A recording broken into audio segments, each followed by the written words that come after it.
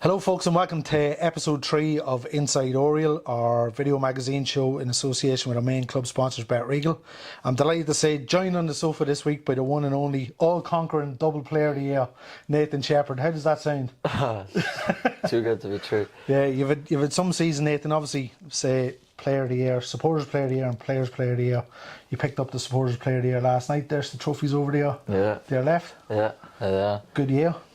Yeah, no, it was a good year. I think didn't really know what to expect. Like my first proper men's football experience coming in, but I think I've loved every minute of it. Really, the club's been amazing, fans been amazing, players, staff, everything has, and I've just loved it. Yeah. You got your haircut. You asked me to hold off the recording till you get the haircut. Yeah. Wait, do you want to give the barber a plug? Local community? Be Sharp, Shane. Yeah. Be Sharp, Shane, big shout out. A couple of the boys go there, I think. Yeah, they do. Obviously, they all look not as good as me, but you know, he does sort them out. Yeah, I didn't think you'd be the diva type looking for you to get your hair done before the show, but there you go.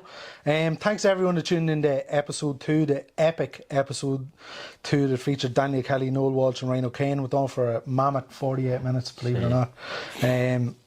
Congratulations to Noel, who obviously completed the Dublin City Marathon. He broke the 4-hour mark, which is what his target was, and his GoFundMe for the Harry Taff mental health programme also raised €2,000. So congratulations to Noel, and congratulations also to Graham Norton and Danny Miller, who also did the marathon. I think Danny woke up in the sun and said I'll do the marathon, as you do. Like, why not? Why not? That's the kind of guy he is. And we were speaking, myself and Nathan, just before we come on, about Kieran Kilduff. I think he also completed the Dublin City Marathon, former Dundalk legend. So congratulations to all the lads. Did you ever do a marathon? Wouldn't be for you, no? Not goalkeepers. Well, not me anyway. Yeah, me and you won't be doing any marathons anytime soon. No. Sheps. Our competition winners from episode 2 were Edward Finnegan on YouTube and Jerome Mulroy on Facebook, who correctly identified that we wore our black kit in the 2020 FAI Cup final against Shamrock Rovers at the Aviva.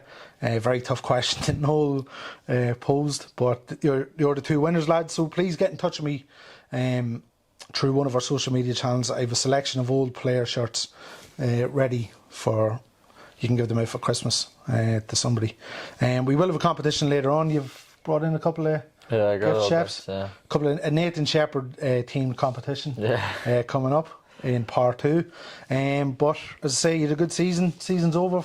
Qualified for Europe, which was the target. You were in Berlin the start of the week to celebrate. Yeah. Can you say anything that's not going to get us legally into trouble? I don't like what we've done? I can't say too much, but it was very good, I'll tell you. Yeah, really enjoyed it. It shows the sort of camaraderie and togetherness that was in that group this season. Yeah, exactly. There was 14 of us went out, and like you say, it's just the turnout was class and everyone was there. Like, and it was a proper tight knit group, so it was well worth it. Yeah, great scenes against Bows.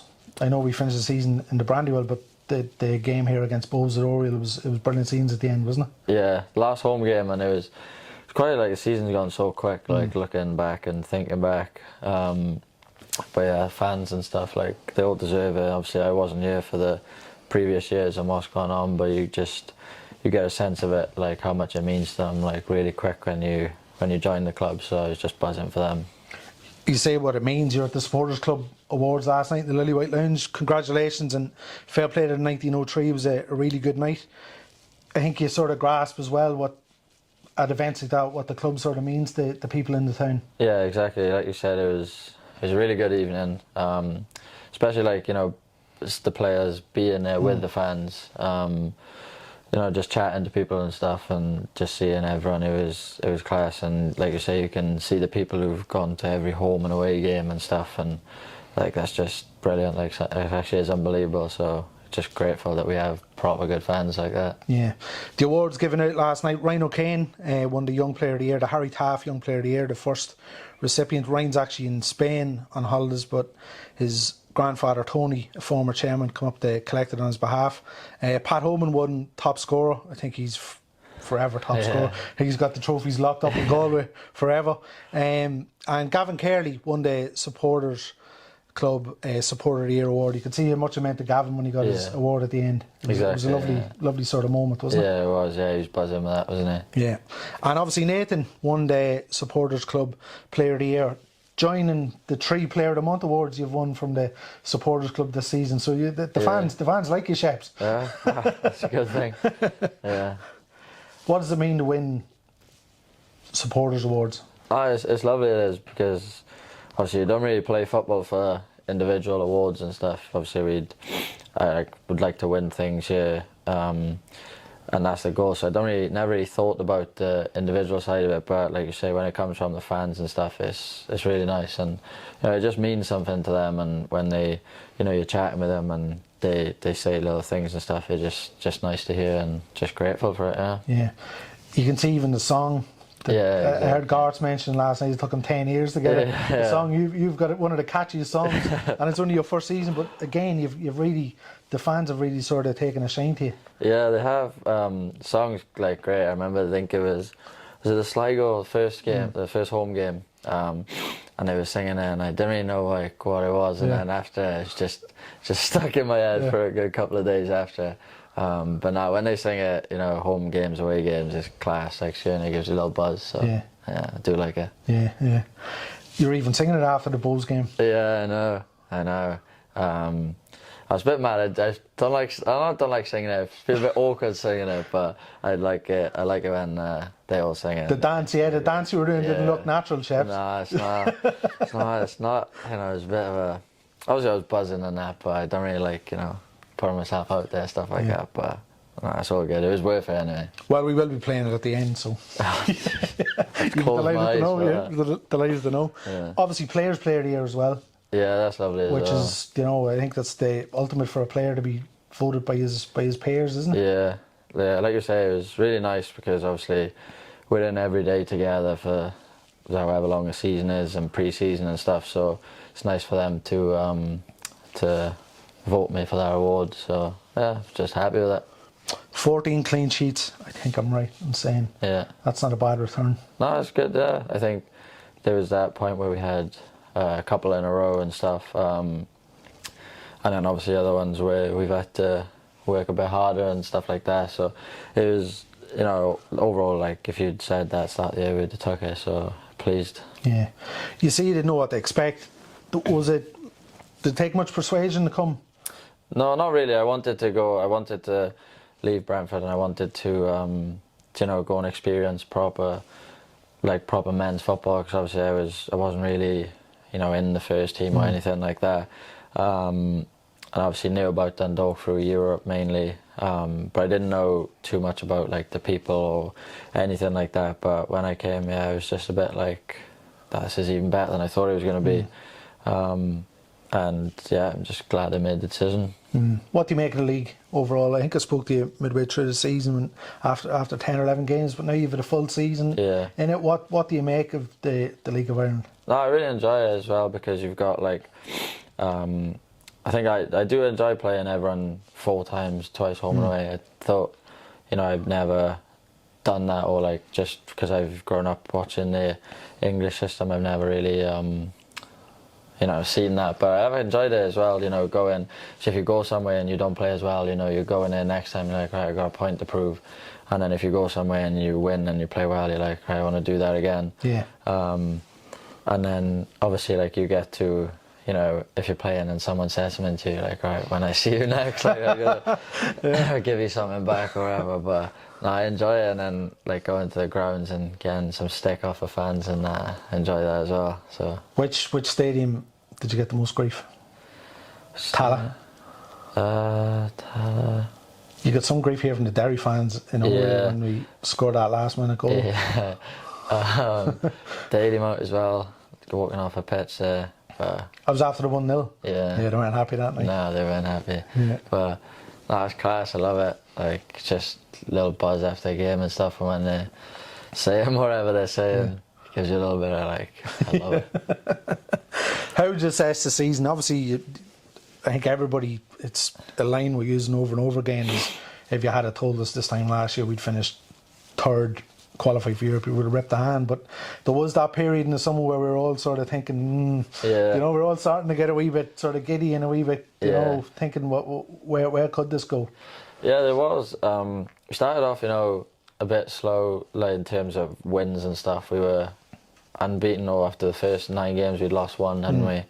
And like I think we had the squad that we knew we could do well, and it was just a thing of like when we go on a little run, and then we did go on the run, and we were winning games instead of drawing games, which obviously put us right up there. And I think internally it was like, you know, just keep winning games and see where it takes us. And then when we got to the middle part, like you just said, and then it was a bit like, oh, like let's go for it. Like we haven't got nothing to lose, but you know, like let's proper have a go here. You don't want to have a regret at the end of the season, being like, oh, like I wish we'd, you know, did that. And obviously it was a bit of a like we hit a bit of a wall, didn't we? At the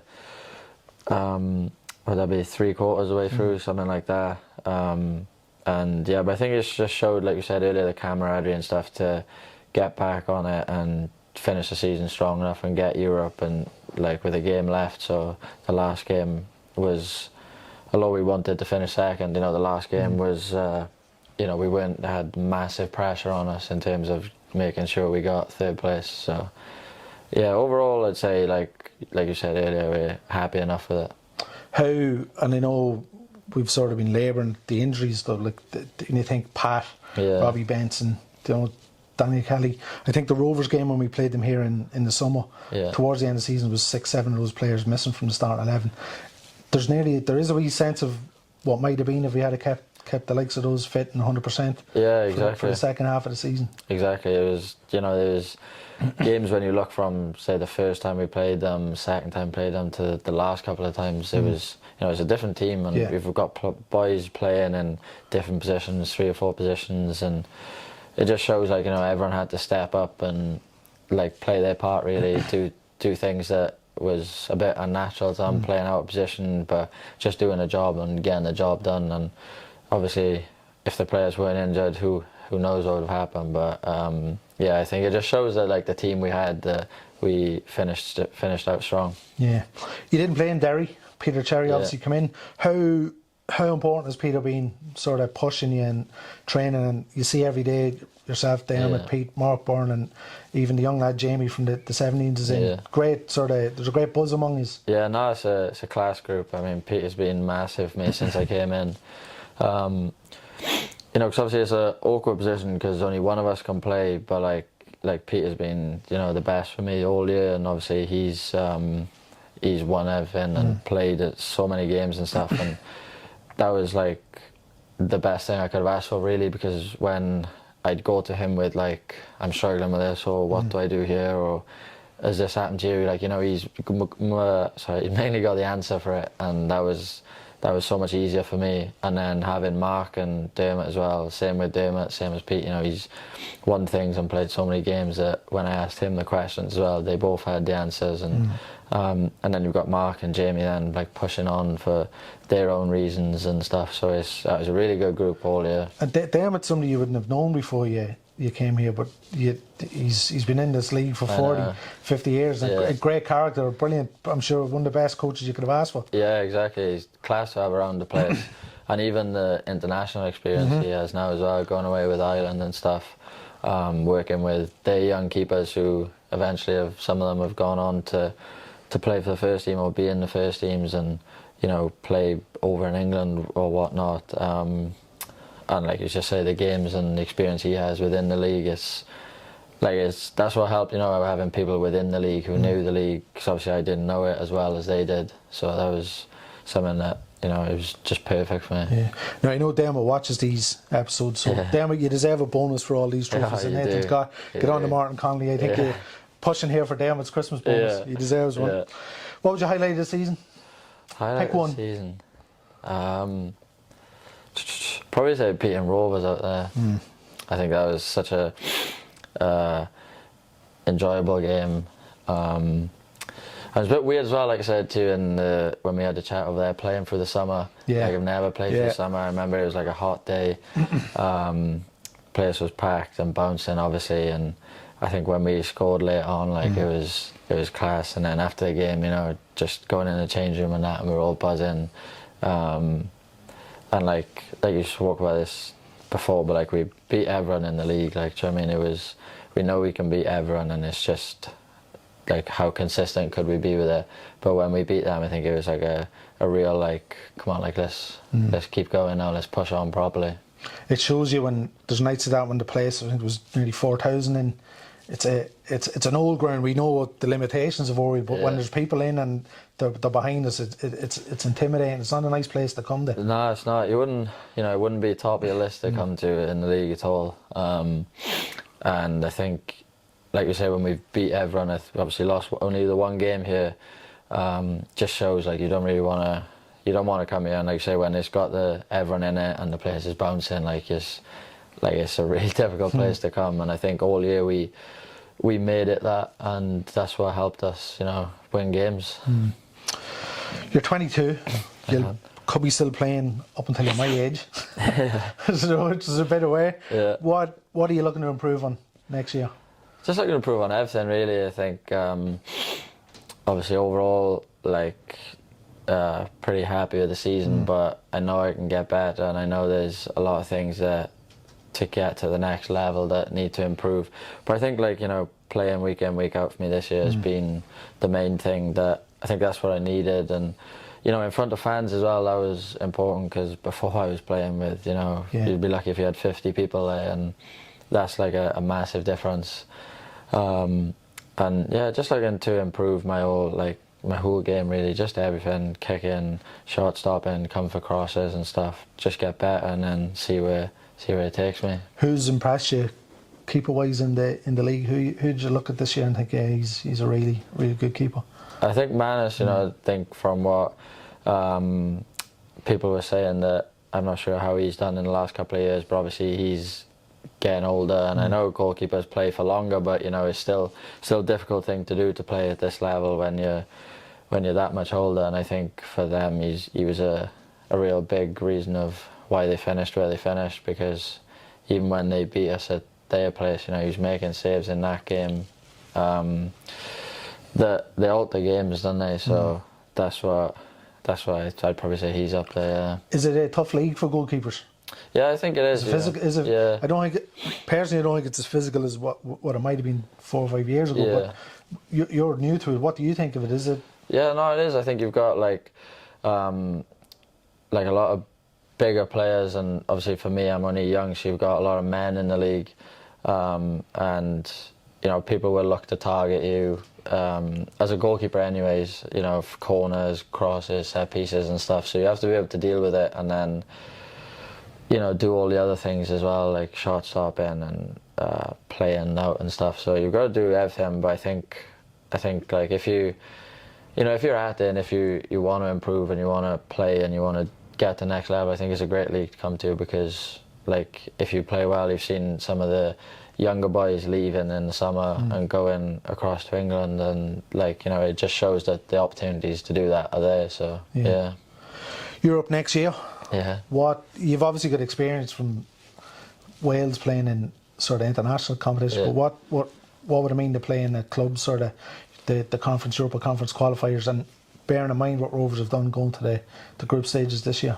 Yeah, like I've watched a couple of their games, obviously, and it looks unbelievable. And I think, obviously, I've never experienced club European football, but I think it'd be unbelievable. And you know, going abroad and having the opportunity to go to different countries and play and be with their fans and, you know, different cultures and stuff, it'd be amazing. It would. It's nailed on. We're going to go to Wales first round, isn't it? We got Newtown last year. I think it's nailed on. Yeah, you're going back home. Sheps, we're going to come back in part 2 with the competition, and we'll have a chat about your native country. You've got a World Cup, obviously, coming up to look forward to, which we don't have here. But a quick word from our sponsors, BetRegal, and we'll be back in part 2.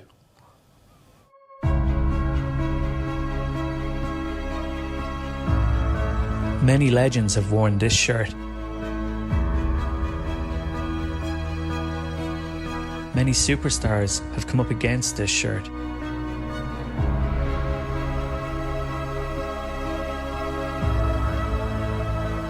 Many iconic brands have adorned this shirt.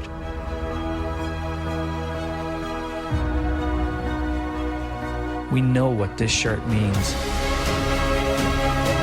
We know its history. That's why we at BetRegal are honoured to grace the front of the Dundalk FC shirt as the club's main sponsor.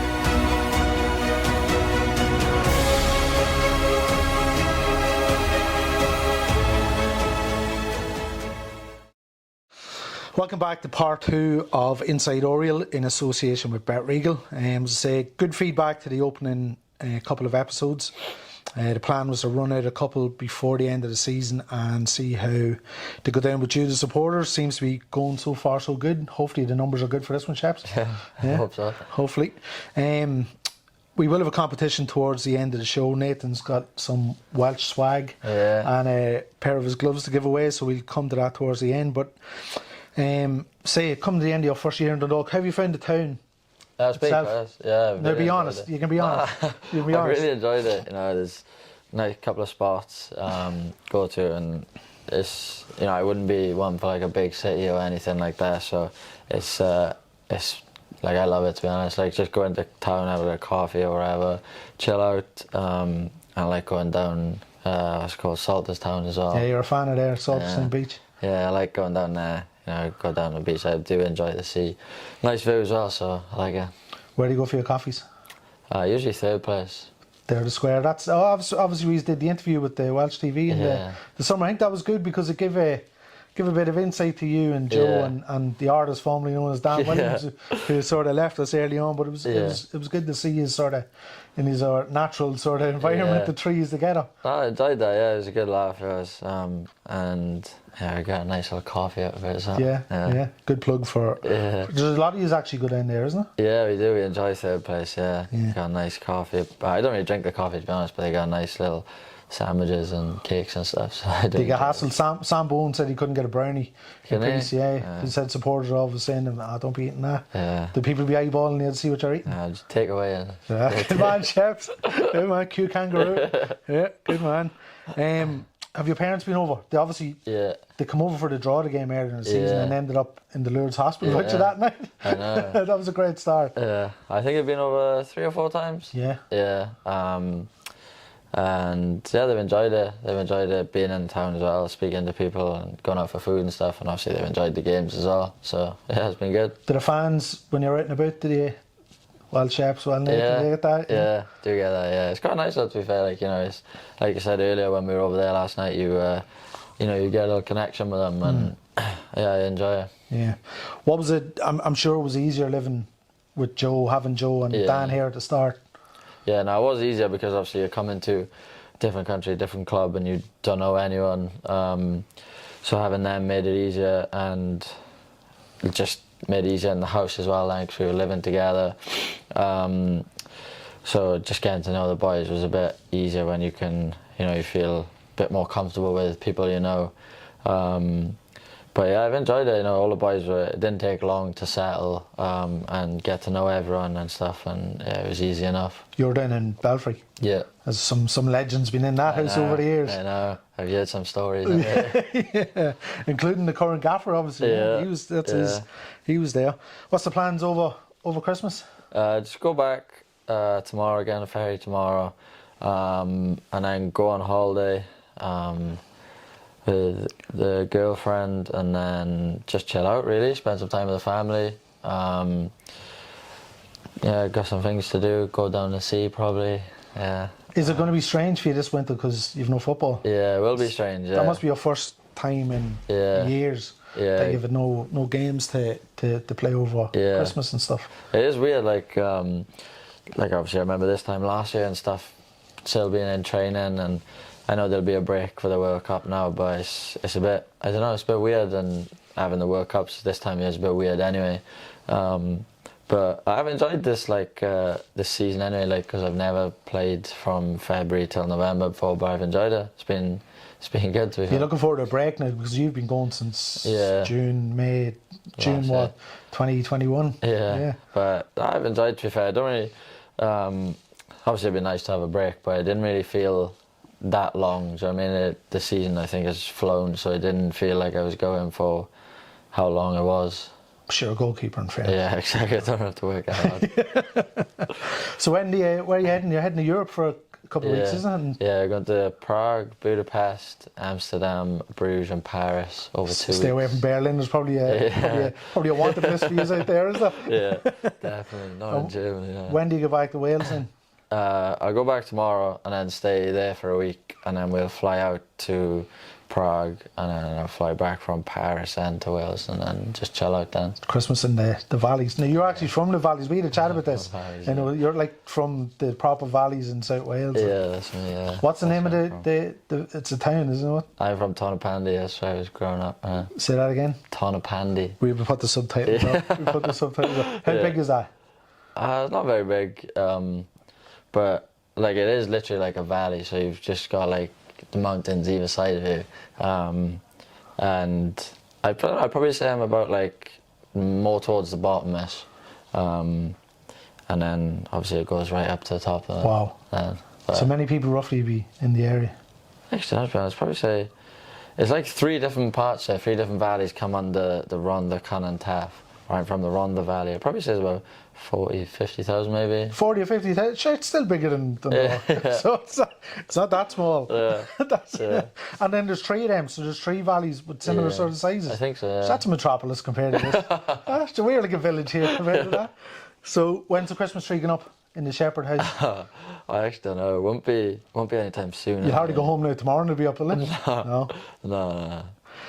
You have a World Cup, as you say, to look forward to. Yeah. You watch that. Obviously, what will it be like in the Rhondda Valley for the World Cup? It's Wales, obviously, the first time in World Cup since 1958. Yeah. So the equivalent for us was Italia 90. Yeah. And when we're in Italia 90, the place was... Now, it could be obviously different because it's in Qatar, it's a different time of the year, but what will it mean to people in Wales to see the country in the World Cup? No, I think it'll be like such a buzz about the place. I think they probably have like fan zones and stuff, so it'll probably be some in Cardiff, Swansea, wherever I'm floating about. How far are you away from Cardiff and Swansea? And it's basically in the middle, about 35, 40 minutes to Cardiff and then 45, 50 minutes to Swansea. Right, okay. So yeah, it'll probably be stuff like that, but I'll probably just see whatever like my friends are doing and then just watch the game with them, or either that or my family or something. We'll have a little like get together when the games are on, because obviously it's a massive achievement, and to watch it, it'll be a pleasure. Yeah, it's been a good couple of years with Wales. It has, in fairness, over the last 6-7 years. Yeah, the team has gone like to a crazy place. Even in the 2016 Euros, that was I didn't think I'd get to the semis, didn't think I'd get the group, to be honest. I was looking back at like I forgot that he's actually got to the semi-finals and back at Portugal. Like. I know, it's mad. But yeah, it's tournament football, isn't it? So you never know what's going to happen. You could turn up and, it might not go great, but I think it'll just be still such a buzz about it that, getting there was the hardest bit. Not the hardest bit, but like it's been so hard for Wales to do. So I think now it'll be, just enjoy it, really. Yeah. Who's your favourite ever Welsh player? Ever? Jeez. I'd probably say Wayne Hensey's up there, but I remember when I was younger, Boaz Myhill gave me his shirt, and I loved him for that. So would Wayne Hensey be your favourite Welsh goalkeeper of all time? Big Neville Southall, no? Yeah, he's fit for me, wasn't he? He's my time. Yeah. Well, we had some good teams back in the day. Yeah, Ian Rush, Mark Hughes, Neville Southall. Some great players, but I don't know, it just never, I don't know if it didn't click or whatever, but it never happened to tournament football, did it? Which is obviously what the team now is doing, so it's class to see. What was it like last summer with the Euros? What does it grip the place? I guess is everybody. Yeah, like you said earlier, got them fan zones and stuff like that. So people who, not really sure how many people would go out to Qatar now, obviously, because it's a lot expensive and stuff in there. But like the fan zone and stuff will be packed, and I'd say they'd be packed now. But I don't know how it would be with like the Christmas or the Winter World Cup. Well, it starts next week, and you wouldn't think there was a World Cup starting next week. Yeah, it's weird because obviously there's not the summer buzz about it, is there? But I'm sure it'll be good enough anyway. In the schools in Wales, is football the the number one? It's not rugby? No, I think officially it's actually changed now. But I think when I was growing up, it was a bit more rugby. Right. Okay.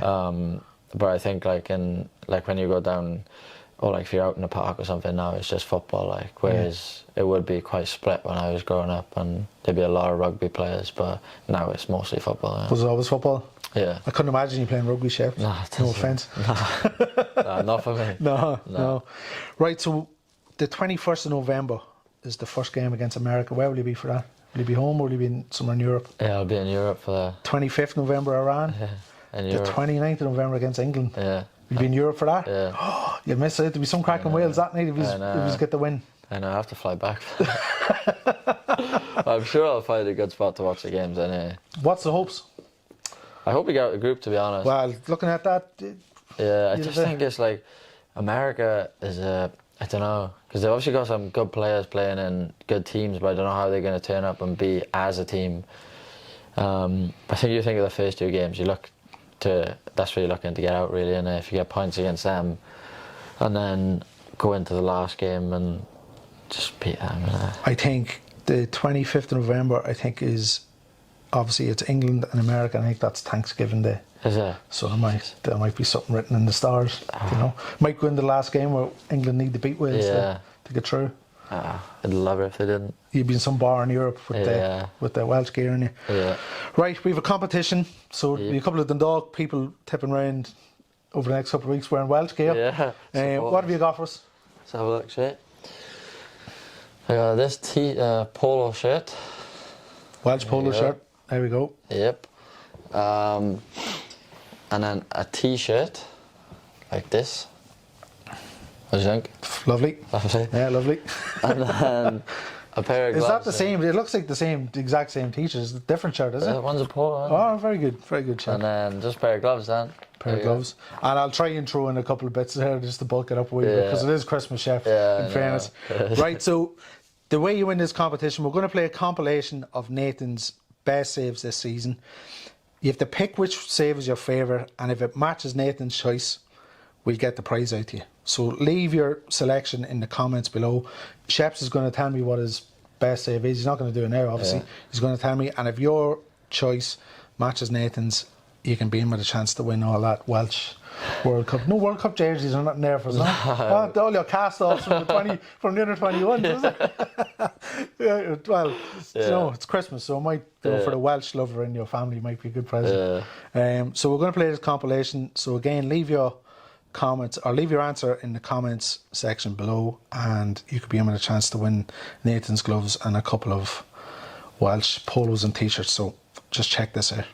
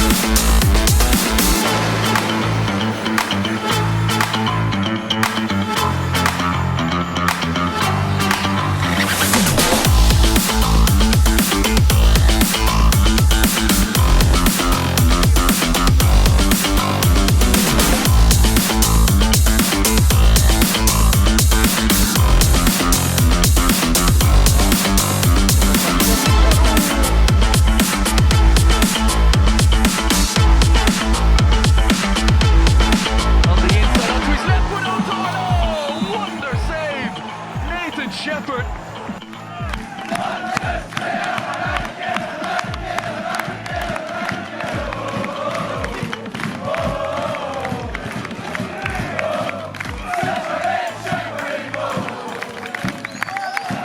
So there we go, some good saves there, and I don't want any smart arse answers saying the save that he made in the warm up against Finn Hobbs or whatever. That has to be a save in a game. So, do you like that wee compilation? Yeah, when you see them all together, it's it's nice. It's tidy. Yeah, it was some good saves there. Some good editing. Yeah, it was. Whoever did that, Come here, thanks a million for coming in. Oh, thank you. Joining me on the sofa.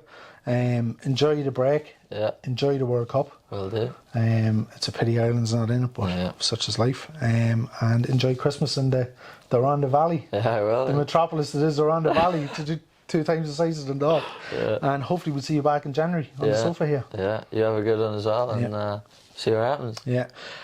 Thanks for tuning in to episode 3. I'm hoping to be back for a pre-Christmas special. We might get some Christmas lights, so Christmas tree up. Think that'll happen, Chef? I think it'd be lovely. Yeah, Yeah, it would be nice, wouldn't it? It'd be nice. Yeah. So hopefully we'll have a pre-Christmas special over the next couple of weeks. But again, thanks for tuning in.